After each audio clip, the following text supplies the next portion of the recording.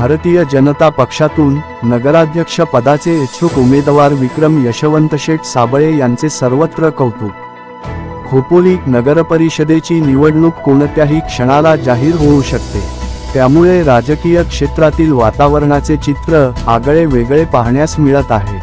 कोणत्या पक्षाची युती कोणासोबत होईल, कोणता नेता कोणासोबत काम करेल, हे सध्या तरी न समजण्यापलीकडचा भाग आहे।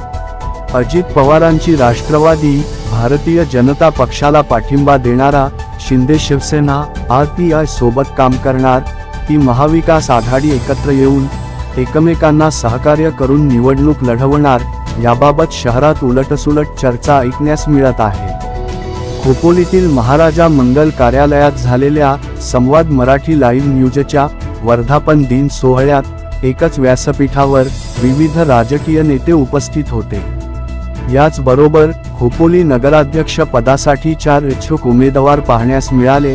राष्ट्रवादी पक्षातील दत्तात्रय मसूरकर, डॉक्टर सुनील पाटील आणि अश्विनीताई पाटील, तर भारतीय जनता पक्षाचे युवा नेते व नगराध्यक्ष पदाचे इच्छुक उमेदवार विक्रम यशवंत शेठ साबळे यांची सुद्धा उपस्थिती होती।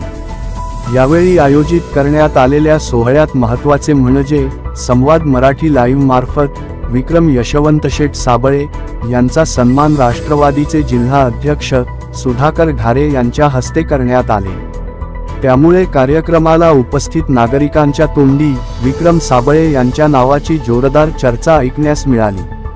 विक्रम यशवंत शेठ साबळे यांनी काही महिन्यापूर्वी आपल्या असंख्य कार्यकर्त्यांना सोबत घेऊन भारतीय जनता पक्षात प्रवेश केला, त्यामुळे खोपोलीत भाजपची मोठी ताकद निर्माण झाली आहे।